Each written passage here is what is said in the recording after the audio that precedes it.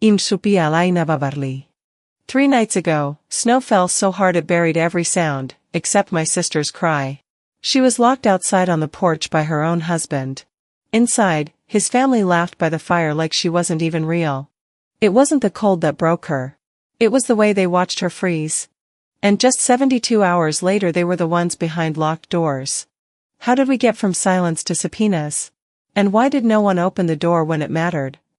The wind screamed that night like something wild and starving. It clawed at the windows, howled through the chimney, and made the porch boards groan beneath its anger. I remember thinking how strange it was, to hear laughter while the world outside froze solid. The snow didn't fall, it poured, thick, relentless, swallowing the streetlights, burying the road. Every flake looked like ash from a fire no one remembered starting.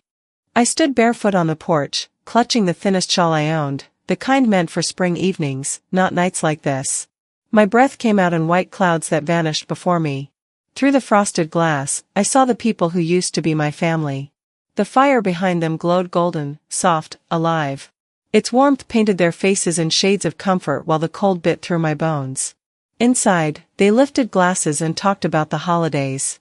And no one looked toward the door. I knocked once, lightly, politely, like a guest. Maybe Magnus hadn't heard me. My fingers already burned from the cold, but I tried again, harder this time. I could see his outline through the curtain, my husband, my supposed protector, pouring another drink. Magnus? My voice cracked. He turned his head for half a second. Then he walked away. The laughter inside grew louder, swallowing the sound of my fist against the wood. The handle didn't move. I twisted it again and again. Locked. From the inside. The kind of lock that isn't an accident. Vera sat closest to the fire, his mother, her pearls gleaming against her throat. She said something that made them laugh. I couldn't hear the words, but I knew the tone. It was the one she used when she wanted to remind me I didn't belong. I looked for Aiden. My boy. My reason. He should have been asleep upstairs, but some part of me hoped he'd peek through the curtain and whisper, "Mom's outside." But no one came. The air burned my lungs. I wrapped my arms tighter around myself. For a foolish second, I thought maybe if I stood close enough, the warmth from the fire might reach me through the glass. Minutes, hours, time blurred into the whiteness. All I remember is the sound of the wind and my reflection in the glass. A pale figure staring into a life that had already moved on. This wasn't the first time I'd been erased. It began long before that night, years of being talked over, laughed at, managed like a household chore. Dinners where my words floated unheard until someone else repeated them louder. I told myself silence was easier. But silence is never empty, it fills up with everything you wish you'd said. When Magnus and I married, I gave up the job I loved. He told me, "We don't need 2 people chasing careers. I've got us." And I believed him. I traded purpose for peace, passion for predictability. 5 winters ago, I learned what that cost. I remember the pain, sharp, sudden, gone. A test on the counter that had once meant joy. Blood. Fear. I called for him, barely able to stand. He looked at me, then at the floor, and said, "Are you sure? You always imagine the worst." I begged him to take me to the hospital. "It's late, Sophia. Let's just rest." He brought me tea. That was all. The next morning, he acted as though nothing had happened. By the next week, neither did I. Vera came by with soup and said, "These things happen. Best not to dwell." They watched TV while I sat in silence, holding a grief no one would name. That night on the porch, I thought of that loss, how something so real could be treated like it never existed. Maybe I'd been mourning myself ever since. The wind rose again, slicing through my shawl. The firelight flickered over their faces, Magnus leaning back, laughing at something Cassius said. I could almost hear his voice, "Sophia always takes things personally." Yes, I did. Because it was personal. Locked doors always are. I backed away from the window. My feet crunched over ice. My hands had gone numb. The porch light flickered once, twice, then died. Only the moon remained, cold and pitiless. I wanted to scream, to break the glass, to make them see me. But I didn't. Because I understood now, they hadn't forgotten me outside. They'd left me there. And still, some desperate part of me hoped the lock would turn. The world grew quieter. Even the wind seemed to lose interest. I looked at my reflection again, hair plastered to my face, lips cracked, eyes hollow, and I realized I didn't look frightened anymore. Just finished. Inside, the clock struck midnight. They raised their glasses. Magnus smiled wide, toasting something, maybe the year, maybe themselves. I pressed my palm to the glass. The warmth fogged a small circle before fading. My handprint vanished instantly. That was when I understood what I had become to them, a shadow. Something to step around. I thought of every time they'd told me to lighten up, to stop making things so dramatic, to be grateful. Grateful for what? For being erased politely? The cold crept past my knees. My fingertips stiffened. I thought of Aiden again, his sleepy little voice, his laughter. Would he even remember me this way? Or would they tell him his mother was fragile, emotional, unstable? That's how they'd rewrite me, soft words hiding cruelty. I felt the ring slipping loose from my finger. My skin had shrunk around it. I held it tight, staring at the engraving inside, M+S, forever. The metal burned against my frozen skin. You'll never be alone again, Magnus had said the day he slid it on my hand. The words echoed now, twisted and cruel. Alone was all I had ever been. My knees gave out. The snow caught me softly. I laughed once, a strange, brittle sound. If anyone looked out just then, they might have thought I was praying. Maybe I was. Then, from behind me, a sound. A soft, deliberate knock. I froze. The gate. Not the front door, the back. Another knock, faint but real. My heart stuttered. I tried to stand, legs heavy, breath shallow. The snow shifted, and in the shadows beyond the porch, a shape moved, slow, human, waiting. Not from inside the house. From behind me. It took more strength than I'll ever admit to pry myself off that frozen porch. My body resisted as if it knew the truth I hadn't yet faced, that I was no longer welcome in the house I once called home. My legs felt carved from ice, numb but aching. Then I heard it again, not the howl of the wind or the settling of old wood, but a sound layered with intent. A soft crunch of snow. Deliberate. Real. I turned toward the gate. A figure emerged from the darkness. At first, I thought the cold was tricking my eyes, manifesting a ghost from memory. But then I saw the blanket clutched tightly around her shoulders and the knit cap pressed over familiar curls. Leora. She looked the same in all the ways that mattered, still sharp-eyed, still carrying that quiet intensity like a shield. She didn't run to me. She didn't smile. She just stood there. I've been watching from my car for 30 minutes, she said, her voice visible in puffs of breath. You didn't come back inside. I figured something was wrong. My throat burned with silence. I couldn't speak. It wasn't just the cold. It was her. After all these years, all the silence, she was the one who found me. She stepped forward and without asking, wrapped the blanket around me. Her hands were steady. Mine were not. The weight of the blanket and her presence hit all at once. It was too much. Too familiar. Too foreign. You shouldn't be here, I finally said, my voice brittle as glass. I shouldn't have had to be, she replied simply. No accusation. No blame. Just truth, heavy and unflinching. Inside, I sat at the kitchen table, bundled in layers, my hands wrapped around a mug I didn't drink from. I just needed something to hold. Something to remind me I was still here. Leora stood across from me, calm but unreadable. She wasn't waiting for my version of the story. Maybe she already knew. Why now? I asked quietly. She took her time before sitting across from me. Because when people start erasing your name, they're usually one step away from erasing you altogether. Her words struck a place I had tried to bury. I thought of that day months ago, when Magnus had brought me the documents. It's just a routine update, he said. Something the accountant suggested, streamlining for tax season. I had Aiden's parent-teacher meeting that night and barely skimmed the pages. I signed where he pointed. I remember asking, do I need to read this? His smile was smooth, practiced. It's legal jargon, nothing major. You trust me, right? I had. A week later, my debit card was declined at the grocery store. Then the mortgage company called, confused about the deed transfer. My name was no longer on the title. I confronted Magnus. He brushed it off. Probably a clerical error. I'll fix it. He never did. I told myself it was just a mix-up. But somewhere deep, I knew. Leora reached into her bag and pulled out a manila folder. I started digging, she said. Don't ask how. Just know that this, she flipped to a page, is a newly filed trust. Dated 2 months before your name was removed from everything. I stared at the paper. My signature stared back at me. But I never signed this, I said. She nodded. I know. Look closer. The S was too round. The slant, off. It wasn't my writing. He forged it. My heart pounded. I thought of every event, every holiday, every toast where he called me the rock of the family, where his mother praised me for my grace under pressure. All while they were quietly excising me from my own life. I looked at Leora. Why did you stop calling? She looked down. You changed your number. You said it was for security. My memory faltered. I don't remember that. I texted you the week before. Said I was worried. Never heard back. Then you blocked me on Facebook. I figured you were done with me. No. I didn't, Magnus said. He said I was stirring up drama. That I was trying to drive a wedge.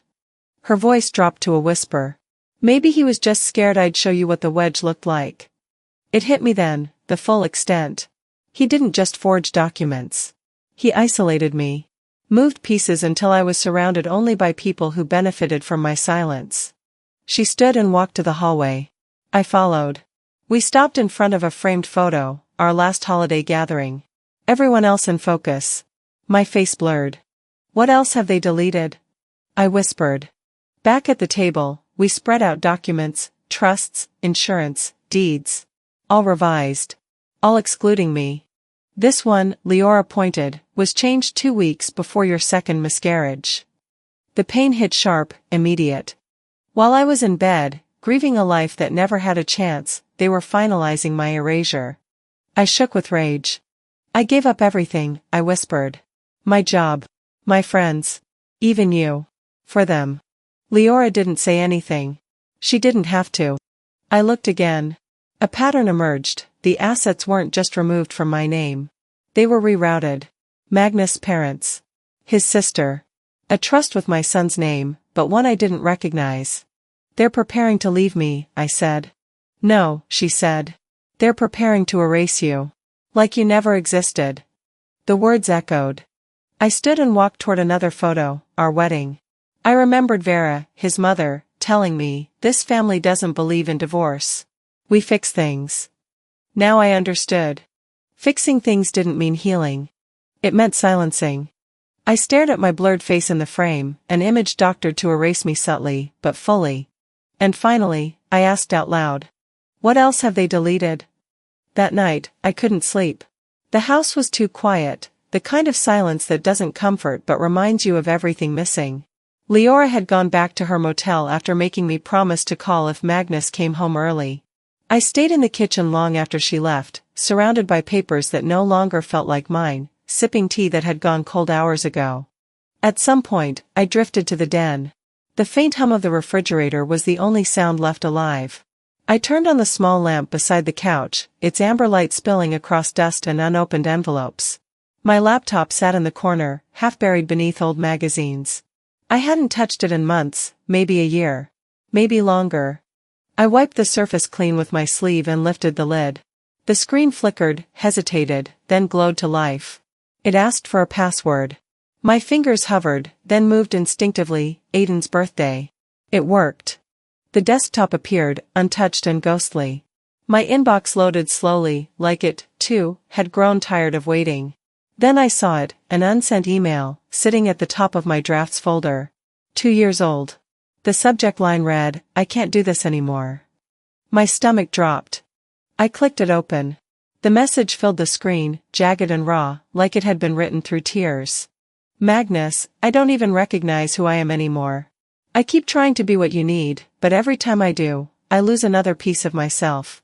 I think about leaving more than I admit. Not because I want to hurt you, but because I'm already disappearing. The words ended mid-sentence. No goodbye. No closure. Just silence frozen in time. I noticed a small paperclip icon, a file attached.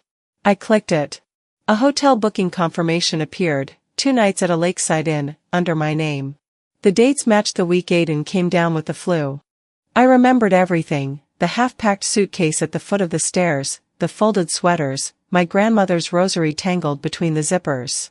I had planned to leave. I even called the hotel, asking for a quiet room near the back. The woman on the phone said gently, "Of course, honey. Sometimes you just need a break." She had no idea how much truth hid behind that sentence.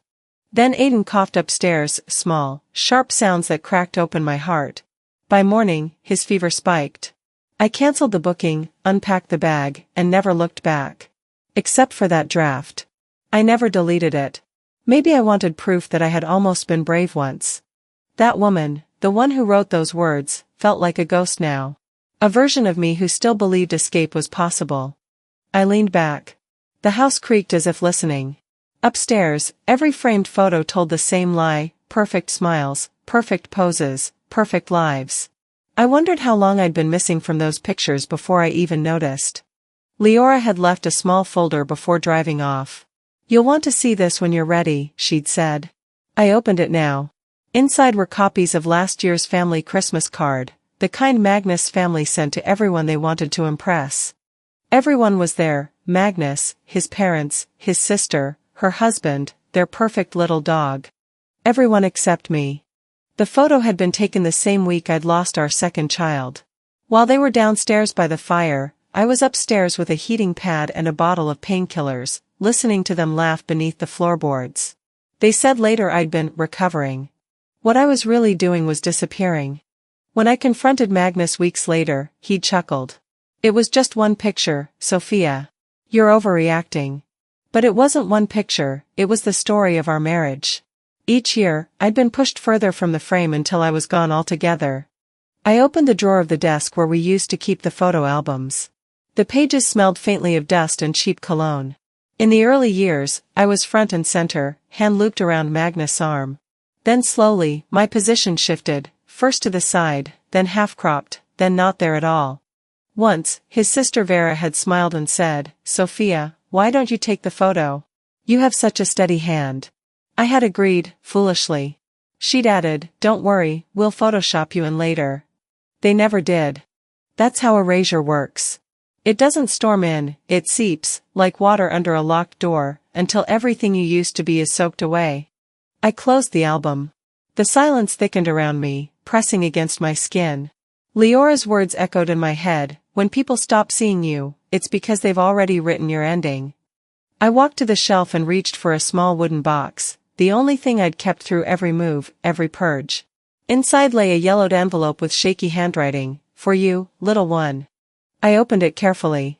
The paper inside trembled in my hands. "You mattered. Even if no one else said it." My voice broke as I read aloud. "They said to move on, to forget. But I won't.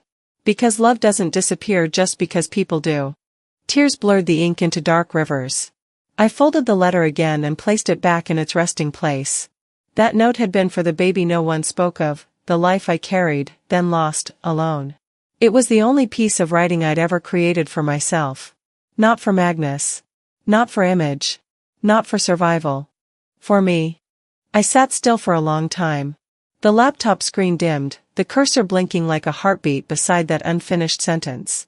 I realized something: the woman who wrote that draft hadn't been weak. She'd been waiting. Waiting for the right moment to finish her thought. I reached for the old envelope and set it beside the laptop. "It's time I write a new one," I whispered. "And this time, I'll send it." The heater clicked off. The house exhaled. Outside, snow began to fall again, soft, deliberate, endless. Somewhere down the street, a car door slammed, then another. I didn't look up. For the first time in years, the silence didn't feel like punishment. It felt like space to breathe, to remember, to begin again. I closed the laptop and let my hand rest on its cool surface. Tomorrow would come with its noise and lies, but tonight, I had one quiet, unshakable truth. I still existed. And maybe, that was enough to start over. I woke before the alarm, not to any sound but to a silence so profound it felt physical. The kind of hush that creeps in after something has broken. I lay there, unmoving, watching how the morning light filtered through the heavy drapes. A soft glow on the ceiling. Pale. Cold. Familiar, but wrong. The world outside had been erased overnight, buried under fresh snow. It made everything look still, clean, innocent. But I knew better. Downstairs, the house smelled faintly of extinguished firewood and old paper. I walked through the hallway barefoot. On the side chair, Leora's folder. Still there, still open. The documents were fanned out like a quiet warning. And beside them an envelope. I hadn't noticed it last night. But it hadn't been there then. It had been slipped under the door sometime after I went to bed. Someone had come close, quietly enough not to wake me, but deliberate enough to leave a message. I picked it up, cautious, using gloves. Not paranoia, just instinct. The paper was thick, matte. Yellowed slightly at the corners, like something that had waited too long to be sent. By the time I brought it to the living room, the fireplace had gone cold, just a bed of ash, ghostly gray. I sat on the edge of the couch, envelope in hand, staring out the window at the white-covered world. A frozen stillness blanketed everything. A cruel metaphor, maybe. Inside the envelope, an invitation. Clean typography. Gold foil trim. Heavy cardstock, the kind that wants to feel expensive. It was for Magnus Rose Company's 40th anniversary gala. Venue listed. Dress code. Date. A line in cursive script, "Please join us for an evening of celebration and legacy." But the invitation wasn't addressed to me. It wasn't addressed to anyone. Just one word at the top, center-aligned. Guest. Not Mrs. Rowe. Not Sophia Waverly. Not even Ms., just a ghost in attendance. Something sharp uncoiled in my chest. I flipped the card in my hand. Again. Again. As if my name might appear if I turned it the right way. It didn't. All that weight, all that gold, yet not enough ink to name me. I sat there a long time, the invitation on my lap, my hands curled around my coffee cup. The steam rose and faded in the cold air. I watched it dissipate like everything else I'd given to that life. It wasn't about the party. It was about the erasure. I'd stood beside Magnus for a decade, through quarterly losses, through merger deals, through shareholder panic and luxury remodels. I'd helped him rehearse pitches until 3 a.m. I'd rewritten memos, designed slide decks, hosted dinner after dinner for men in suits who never shook my hand. And now I was guest. No credit. No acknowledgement. Just attendance, if I chose to show up at all. Weeks ago, Magnus had shown me a glossy brochure for a new luxury development. The Magnus Rowe Legacy Collection. He needed a face for the brand, he said. Something trustworthy. Familiar. Aspirational. He didn't ask. He posed me. He chose the blue dress, his favorite. The lighting. The living room. He stood behind me, one arm around my waist, and I smiled the way he wanted.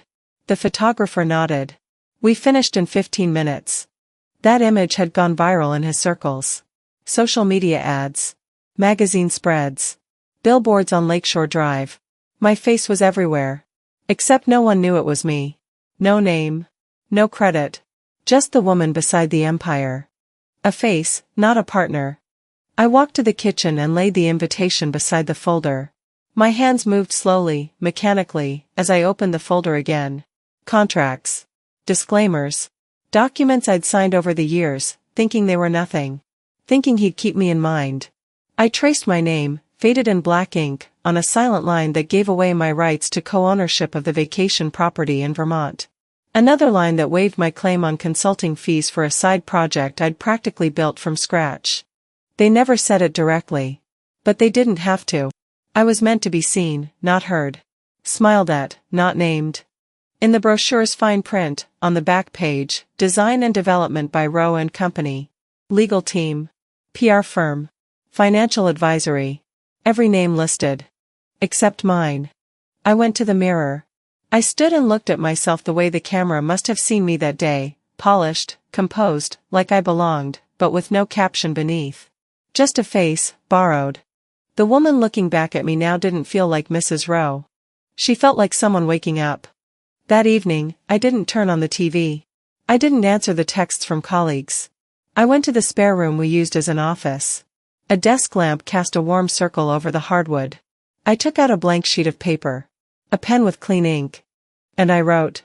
Sophia Elaine Waverly. Then again. Sophia Elaine Waverly. Again. Sophia Elaine Waverly. Over and over, until my name stopped feeling like a memory and started to feel like a decision. Until my hand hurt and the page was full. I didn't write Mrs. Rowe. I didn't write guest. I wrote me. The knock on the door came just past midnight. I froze. It was sharp. Quick. Not aggressive, but enough to slice through the stillness. I walked to the front door. Looked through the peephole. No one. Just snow. Wind curling down the steps. I didn't open it. I returned to the desk, hand steady now. I picked up my phone, unlocked it, opened the browser. Typed slowly. How to request financial disclosures in a divorce. Before I could finish, the search bar suggested. How to request financial disclosures in a divorce, joint assets included. I didn't press enter. I didn't need to. Not yet. Just seeing it there was enough to break something open, and let something else in. A breath. A shift. A step. They had used everything I gave and renamed it all. But I still had my name. And tonight, I had used it, claimed it, in ink. This time, the silence didn't feel like erasure. It felt like preparation. Morning came sharp and colorless, the kind that made every surface look sterile. I stared at my reflection in the dark window over the kitchen sink, my breath fogging the glass. Somewhere between night and dawn, a shift had happened inside me. It wasn't anger anymore, it was something steadier, colder. Resolve. I wasn't invisible, and I wouldn't be silent anymore. Magnus' shoes were by the door, polished, perfectly aligned, as if nothing in his world had ever been out of order. He liked his world that way, everything contained, predictable, obedient. I was supposed to be part of that order once. Not anymore. I poured myself coffee and opened my notebook. The first page was blank, except for one sentence I'd written in the corner sometime last year. I used to want more. Used to. The past tense stung. Before I married Magnus, I had dreams of going back to school, social work, maybe counseling. I wanted to help women rebuild after divorce, after loss, after being made to feel small. I remember looking up courses at the community college one night. When Magnus found the brochures on the table, he laughed. "Sweetheart, you don't need to play student again," he'd said, patting my shoulder. "You're doing more important work at home. Besides, tuition for hobbies? That's cute." I'd smiled then, but it wasn't the kind of smile that reached my eyes. Later that week, Vera called and said, "Sophia, darling, it's selfish to chase hobbies when you have a child. A mother's place is with her family." I canceled the application the next morning. The email from the registrar is still somewhere in my inbox. It wasn't just my dream they dismissed, it was the part of me that still believed in a future outside of them. Years later, I realized how carefully the walls had been built around me. Every decision was gently redirected, every attempt at independence rewritten as ungratefulness. They never had to shout or threaten. All they had to do was label my needs as distractions. One evening, months after that conversation, I noticed something strange. My phone kept updating itself. Apps deleted. Contacts rearranged. My passcode stopped working. When I asked Magnus about it, he smiled like a parent indulging a child. "I changed a few settings," he said. "You kept forgetting your password. It's for your own good." That was the same week my laptop started asking for a password I'd never set. Then one night, after I came home from putting Aiden to bed, I found my bedroom door locked, from the outside. I jiggled the knob and knocked. Magnus appeared, holding a set of keys. "For Aiden's safety," he said, voice calm. "You forget to check windows sometimes. He could get hurt." I stood there, barefoot, realizing that I was the one being locked in. I didn't argue. Not then. But I started writing things down, dates, phrases, screenshots. Little pieces of evidence that I was not crazy. The day I printed the draft petition for legal separation, I didn't hide it. I left it right there on the dining table, half under the morning paper. Magnus walked past it twice before breakfast. He didn't pick it up. But I saw his posture stiffen, the way his jaw flexed when he poured his coffee. Cassius came over that evening for dinner. He didn't look at me once. Vera was in her element, telling a story about a charity event she hosted, though it was my work she was taking credit for. Then her hand slipped, and the wine glass shattered on the tile. For a moment, the sound filled the house like thunder. "I'll get it," I said. "No, no," she stammered, her voice brittle. "It's fine." Her hands were trembling, and Magnus' eyes met mine, cold, calculating. He knew. He just didn't know what I'd do next. That night, I didn't sleep in our bed. I stayed in the spare room, door locked from the inside this time. Around midnight, I heard them whispering downstairs. My name, spoken in clipped tones. I couldn't make out every word, but I heard Vera say, "She's getting ideas." Magnus replied, "She's bluffing." They underestimated me. The next morning, I changed the bedroom lock myself. I went to the hardware store, smiled at the clerk, paid in cash. He probably thought I was replacing a faulty one. He didn't need to know that I was taking back something that had always been mine, privacy. When Magnus noticed that evening, he laughed. "Planning to keep me out?" "Planning to sleep," I said evenly. "Without interruptions." He stared at me for a long time, the kind of stare that measures, not observes. But he said nothing more. Over the next week, I started walking with Aiden every afternoon. We went to the park, the library, sometimes just drove to get ice cream. When Magnus asked where we'd been, I told him, out. Nothing else. It was freedom in small doses, but it was enough to breathe again. I opened a new email account that no one knew about. Got a prepaid phone. I told myself it wasn't running, it was preparing. There's a difference. One is fear. The other is strategy. One afternoon, while Magnus was at work, I drove downtown for a seminar I'd seen advertised online, Rebuilding After Silence. It was hosted by a local women's center. I sat in the back row, notebook open but hands shaking too much to write. The speaker was a woman named Diane, older than me, with silver hair and a calm, unwavering voice. She talked about women who lost their identities in marriage, in motherhood, in families that demanded too much. When the talk ended, she came up to me. "You look like someone who has a lot to say," she said. I smiled, a real one this time. "Not yet," I told her. "But I will." We talked for half an hour. She had been a professor once, now a counselor. I told her I'd once wanted to study social work. She said, "You'd be good at it. You have the right kind of eyes." I didn't know what she meant, but it stayed with me. By the time I got home, dusk had fallen. The lights were on, the house too quiet again. I went to Magnus' office, sat in his chair for the first time. On the desk, piles of contracts and spreadsheets, some with my name in fine print, like decoration. I took a piece of stationery and wrote, "I'm not asking permission. I'm informing you."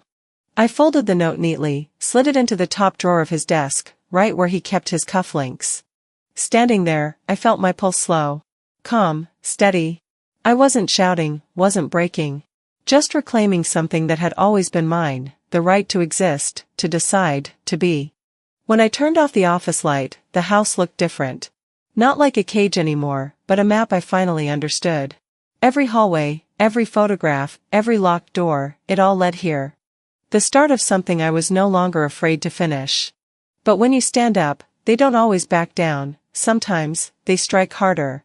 It started with a dull ache in my lower back, the kind that crept up slowly, like an unspoken warning.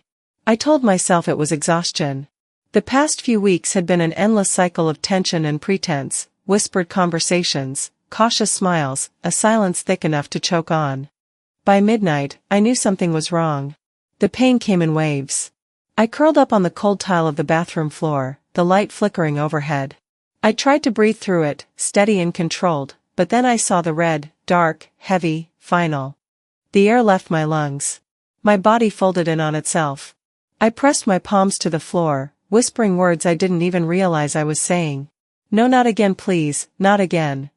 I called for Magnus. Once. Twice. Nothing. When he finally appeared at the doorway, his expression was a mixture of inconvenience and irritation. "Magnus," I gasped. "I think I'm losing." He raised a hand, cutting me off. "You always assume the worst, Sophia. Calm down." He didn't come closer. He just looked at me as if I were a problem that needed to quiet itself. "Call the doctor," I whispered. "It's late," he said. "You're overreacting. Rest. I'll get you some water." He left before I could answer. I stayed there, trembling, the tile beneath me slick with tears and blood. Time blurred. Hours passed. When the pain subsided, I wrapped myself in a towel and crawled back to bed. No one came to check. By morning, the sheets were stiff, the air stale. Magnus stood by the window, already dressed for work. "Try not to dramatize things," he said flatly. "You'll scare Aiden." He didn't ask how I felt. He didn't ask anything at all. That evening, while I sat numbly on the couch, Vera came by with a box of wine glasses. She smiled, voice syrupy. "Sweetheart, could you help set the table? We're hosting tonight. Important guests. Try to wear something soft, no black, it looks depressing." I stared at her, unable to speak. My body ached, but my throat hurt more, from holding back every word I wanted to say. I wanted to scream, "There was a baby." There was another heartbeat that stopped inside me. But instead, I stood up and set the table. No flowers arrived. No condolences.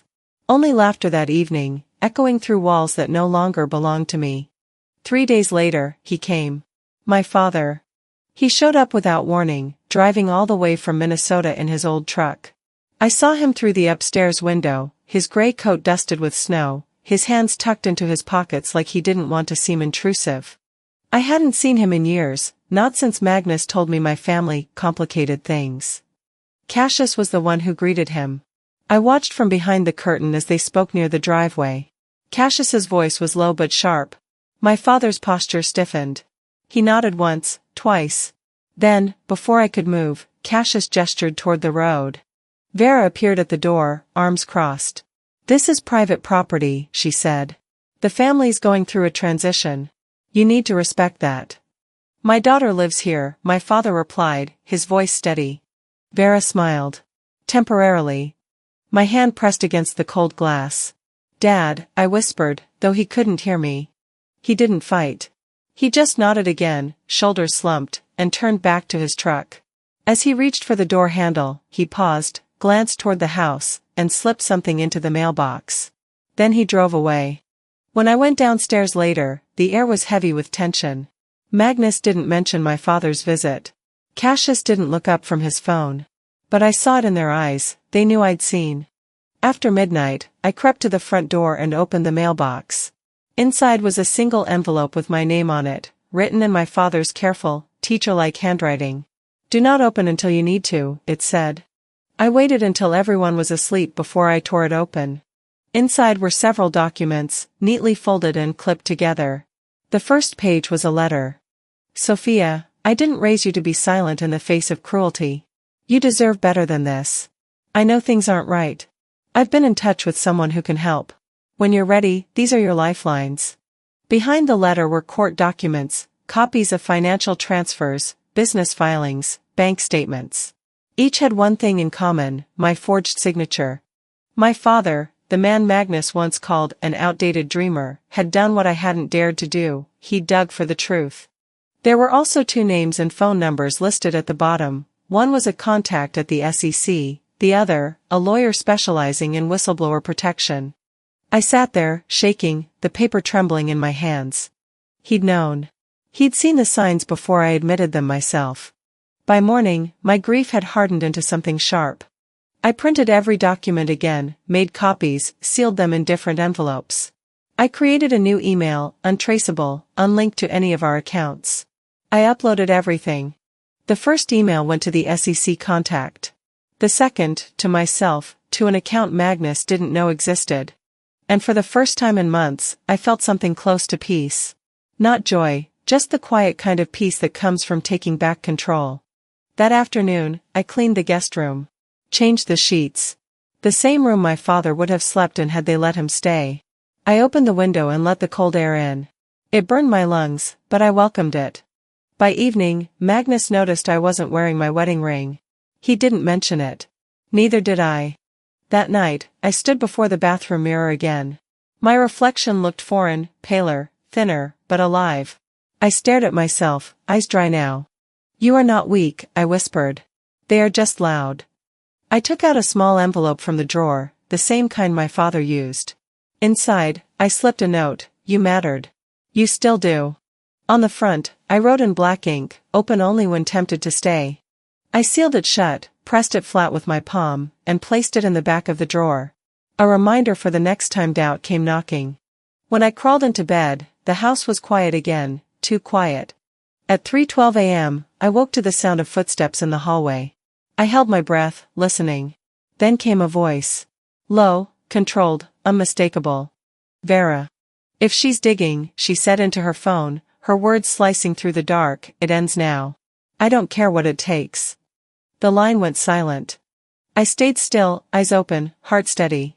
I wasn't afraid anymore. Just ready. The next morning, my face vanished from every corner of the internet. No warning. No glitch. Just silence. I woke to a dim gray sky filtering through frost-covered windows and a phone buzzing relentlessly on the nightstand. At first, I thought it was a system outage, some server error, a bad update. But one glance confirmed something deeper. Notification after notification scrolled across the screen in robotic precision. Account disabled. Your profile has been removed. User not found. My breath caught. I tapped my screen, desperate. I tried Instagram. My handle brought up an error. I tried Facebook. This account does not exist. I tried LinkedIn, my portfolio site, even old posts I remembered tagging, nothing. My name, once threaded through years of digital history, had gone up in smoke. I tried calling my own number, a panic reflex. Straight to voicemail. I opened my email, only to be greeted by a chorus of automated replies, violation of terms. Suspicious activity. Review in progress. But there was no appeal. No button to click. No form to fill out. I stared at the glowing rectangle in my hand. My fingers hovered, useless. My photos, my work, my memories, a decade's worth of existence, wiped like chalk from a blackboard. That afternoon, I walked the length of the city in a fog. The snow was soft underfoot, muffling traffic, muting the world around me. My boots crunched, leaving prints that would soon vanish, like everything else. I felt the weight of erasure in my bones. I ended up at Magnus' estate by dusk. I didn't text. I didn't call. I simply stood at the door and knocked. He opened it himself. No surprise in his expression. Just the tight professionalism he always wore when he needed to play innocent. Inside, the house smelled of citrus polish and control. Vera stood in the hallway, arms folded, her gaze cool and sharp. Cassius was by the fireplace, swirling whiskey in a heavy glass like we were at some prelude to a legal deposition. You think this won't blow back on you? Magnus said, voice even. I didn't move from the doorway. You erased me, I replied. His eyes narrowed. You were never the brand, Sophia, Cassius interjected, his voice smug, like he was delivering a eulogy I wasn't invited to. Then it happened. A sharp, slicing pain across my cheek. Vera's hand. She hadn't hesitated. She stepped back just as fast, her posture like royalty dismissing a servant. No apology. No regret. How dare you? I whispered, more in disbelief than anger. But the question was rhetorical. They had decided I was disposable. They had decided to strike first, to burn everything I had before I could speak. Magnus didn't flinch. You think if you destroy us, there'll still be something left for your son? And there it was. The threat. The implication that my survival was tied to their power. That I would lose everything, reputation, custody, identity, if I dared fight. But I had nothing left to lose. I packed that night. Just one duffel, clothes, a few childhood photos, my son's hand-drawn card from 3 birthdays ago. When I reached the front door, Leora was already waiting in her old car, parked under the snow-draped maple trees. She didn't say anything as I climbed in. She just handed me a cardboard box from the back seat. They told me to get rid of this, she said quietly. I refused. Inside were dusty files, journals, loose receipts, old USB sticks, and one flash drive with my father's initials etched faintly on the side. Hours later, wrapped in a borrowed blanket in her guest room, I opened the laptop she'd left me. The screen flickered, then stabilized. I clicked on the encrypted folder and typed in my father's old chess opening as the password. It unlocked instantly. What I found stopped my breath. Audio files. Transaction ledgers. Email chains buried in a private server. But most damning of all, a clear, unedited recording of Magnus. His voice, unmistakably calm. Use her name, he said. Wire it through the holding company in Nassau. No trace, it's under Sophia's license. My stomach dropped. They'd used me, my credentials, my identity, as a laundering tool. Offshore accounts, forged digital approvals. It was all there. I opened my email. My hand shook as I wrote the message to the SEC. I attached the files, organized timelines, added names and details and a PDF explaining the sequence of fraud. My father's note had included a specific contact. I used it. Then I hit send. 3 hours later, I received a reply. Thank you. We have received similar concerns. Your submission may be the tipping point. I sat still, letting the words settle like ash after a fire. Later that night, Magnus called me. I didn't answer. He texted instead. You think I won't fight back? I didn't reply. But if I had, I would have said. I was never hiding. I was waiting for permission to defend myself. For once, I wasn't afraid of being alone. The blankets at Leora's house were heavy and warm. The silence wasn't cruel anymore. It was earned. By morning, the news broke. SEC launches formal investigation into Roe Financial. Whistleblower alleges massive offshore laundering. Family-owned empire under federal scrutiny. I sat by the window, coffee in hand, snow still falling quietly outside. And for the first time in years, I felt seen, not by followers or fame or curated posts, but by the truth, rising from the ashes they thought would bury me. And yet, somehow, after everything, the forged contracts, the gaslighting, the public shaming, they still thought they could silence me one last time. But not tonight. I was sitting in Leora's small living room, where the scent of peppermint tea lingered and the soft hum of the heater whispered against the quiet. My tablet sat on the coffee table in front of me, screen glowing in the dusky light, casting flickers across the walls like ghosts refusing to fade. The audio file I'd replayed all week was queued up again, Magnus' voice, calm and cruel, confessing in his own words, I used her name for overseas transactions. She doesn't even know half of it. Every syllable was a weapon now.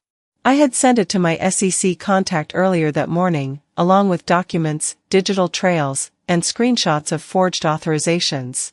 Still, I played the recording once more, not out of doubt, but ritual.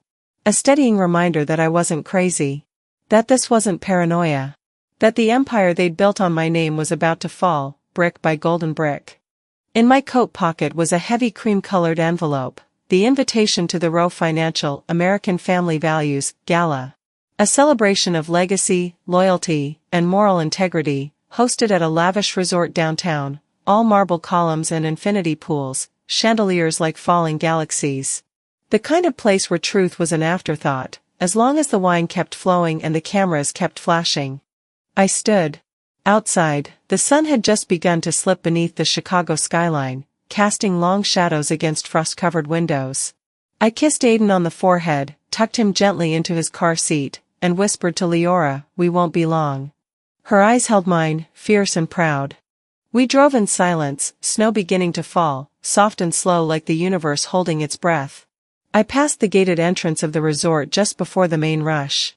Guards in suits, earpieces visible, waved cars forward under soft spotlights.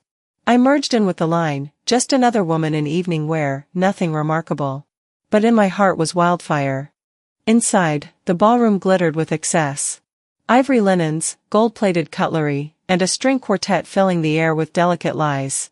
Screens on either side of the stage flickered gently with the Roe logo, a stylized eagle perched on a globe, wings wide, as if to say, we own this. I took a seat near the back, a small table half shielded by a column. No one noticed. I wasn't meant to be seen, not yet. Then Magnus emerged. Clad in a tailored navy tux, he took the stage with that same calculated confidence I'd seen 1,000 times. Cameras panned. The crowd hushed. He smiled, charming, powerful, untouchable. And he began. Tonight, we gather to honor not just a company, but a legacy. A family. A future built on trust. I nearly laughed. He went on, about resilience, about values passed down, about how the Roe firm had weathered recessions, scandals, political shifts, all because of its unwavering principles. I watched as my name never once passed his lips. I watched as he painted a portrait of himself as patriarch, martyr, and savior all in one. And then, it happened. At exactly 8:47 p.m., the feed on both screens glitched. A pause. Then, a new image. My face. Centered. Calm. Unflinching. Behind me, a rotating set of slides, flowcharts of financial networks, evidence of shell companies, forged authorizations, wire transfers between offshore accounts bearing names I never recognized but was legally tied to. The room froze. Then came Magnus' voice, clipped from the recording, played over the images. Yes. I used her name. I needed a cover. It's not like she'd ever know. Gasps. Shuffling. People standing. On the stage, Magnus blanched. He looked left, then right. The audio continued, she was useful. That's all. She's too soft to fight back. A full beat passed before the tech crew scrambled to cut the feed, but it was too late. Phones were already up. Guests were already whispering. And I had already placed a small white envelope on the stage, before he walked up, labeled in my handwriting, "This is the last check you'll ever cash in my name." Inside was a voided document, the final revocation of his co-signing authority, notarized and timestamped that morning. His legal reach over my finances, my trust fund, my credit, all ended. He just didn't know it until now. As security swarmed, as PR aides darted like ants under a magnifying glass, I stood from my seat, calm and invisible, and slipped through a side corridor. No one stopped me. They were too busy watching a kingdom crack from within. By the time I reached the hallway outside, SEC agents had arrived, not with a bang, but a quiet assertion of power. Plain suits, firm badges. Cassius was arguing with one of them. Magnus stood off to the side, sweating. The tremble in his hand, small but seismic, was caught by more than one camera. I watched for a moment, then turned away. Aiden was safe with Leora. He'd been reading bedtime books, drawing rockets, eating apple slices. He had no idea how close we'd come to losing everything, how close I'd come to disappearing again under someone else's name, someone else's story. The night air hit me like a baptism. Cold, sharp, honest. Snow had begun to fall heavier now, painting the sidewalks in white. The world looked newly blank, like it was offering a fresh start. I reached the car, slid into the driver's seat beside Aiden. He stirred. "Mom," he mumbled, still half asleep. "Did you win?" I stared at him, this small person who carried none of their lies, none of their shame, and smiled. "I think we just started." I drove with the windows down, letting the frozen air flood in, clearing the last traces of fear, guilt, silence. I did not look back. At a red light, I opened the glove box. Inside was an envelope from the SEC. I had seen it earlier but left it sealed. I tore it open now. One line caught my eye: "We may request formal testimony. Please indicate if you are willing." I ran my thumb along the bottom of the page. Closed my eyes. Then whispered to no one in particular. "I am." 3 days later, a letter arrived, tucked between a stack of bills and advertisements I barely glanced at. But this envelope stopped me. My breath caught as I recognized the handwriting, Leora's. Those gentle, deliberate curves. The way she always shaped her L like a ribbon. I sat down at the kitchen table, the old ceramic mug beside me still holding the tea I'd forgotten to drink, now cold, weighty, a small stone of habit. My hands hesitated. For a moment, I just traced the return address with the tip of my finger. A childhood street. A house with lemon trees. A place I hadn't dared to visit in years. Then I opened it. "Dear Sophia Elaine Waverly. I am so sorry I stayed silent while they erased you. I thought you had chosen distance. I thought I was protecting you by staying away. But I was wrong. You are not invisible. You are the strongest woman I know. Love, always. Leora." The ink had smudged slightly at the bottom. I wondered if she'd cried while writing it. I didn't cry for her. I didn't cry for myself. I cried for all the years we lost, for the birthdays she didn't call, the weddings I wasn't invited to, the Christmas cards I never received. And for the name, my name, written again by someone who refused to let me vanish completely. I folded the letter slowly, as if the act of folding it could preserve the weight of what it held. I pressed it to my chest and let the silence of the kitchen wrap around me, warm and still. That morning, I visited my father. It was unannounced. I didn't want time to change my mind. He lived in a quiet part of town, in a house that looked like it belonged to a man who had let go of grandeur. The kind of home filled not with trophies, but with framed photos, faded quilts, and the ticking of an old wall clock. He opened the door and didn't speak. He just stepped aside to let me in. We sat across from each other in the living room. The cushions sagged. The smell was familiar: coffee, dust, time. "Why did you come?" I finally asked. He didn't answer right away. His eyes were softer than I remembered. Older. Sadder. I always knew something was wrong, he said. But I hoped you'd find your own strength first. His words weren't perfect, but they were real. I didn't need an apology. I needed an anchor. And maybe, just maybe, this was it. I never doubted you, he continued. I just didn't want you to doubt yourself. He handed me a photograph, faded and bent at the corners. It was the two of us at a park. I must have been 7 or 8. My hair was windblown, my cheeks round with laughter. He stood behind me, pushing the swing. That day came rushing back, the way the sun hit the slide, the sound of my shoes dragging in the sand. I kept it, he said. I didn't speak. I just nodded, and for the first time, I let myself forgive the man who had watched from afar while I disappeared. He hadn't saved me. But he remembered me. When I left his house, I felt something I hadn't in years, light. Not free, not whole. But lighter. As if I had finally set something down after carrying it for far too long. That afternoon, I started packing. The house, once a prison of unspoken memories, now felt too loud with absence. The closets were emptier than I remembered. Aiden stood beside me, placing his toys carefully into a small suitcase, as if even the plastic dinosaurs deserved a gentle goodbye.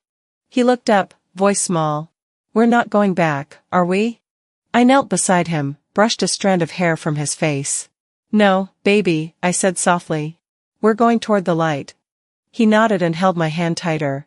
We left that house, its locked doors, its silences, its photos that cropped me out like I had never existed. In the days that followed, I volunteered at a women's shelter. I listened to stories that echoed mine, stories told in halting voices with trembling hands. Women who had been erased, broken, dismissed. Some wore their pain like armor.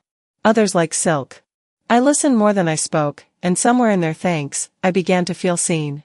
At night, after Aiden had fallen asleep, I sat by the window and studied. Counseling textbooks.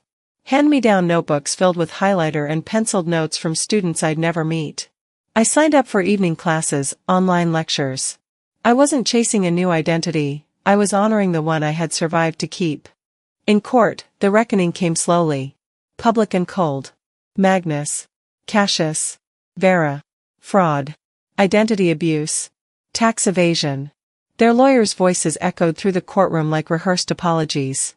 Vera broke down during her testimony. She was never supposed to fight back, she sobbed. I watched from the back. I didn't cry. I didn't smile. I just sat in quiet resolve. Their empire had been built on my erasure. And now it was crumbling. A few nights later, in my new apartment, a tiny place with a flickering candle on the windowsill, I opened a drawer and pulled out a letter I had written to myself months before. Dear me. You stayed. You learned. You left. You lived. I'm proud of you. I sealed it inside a small keepsake box.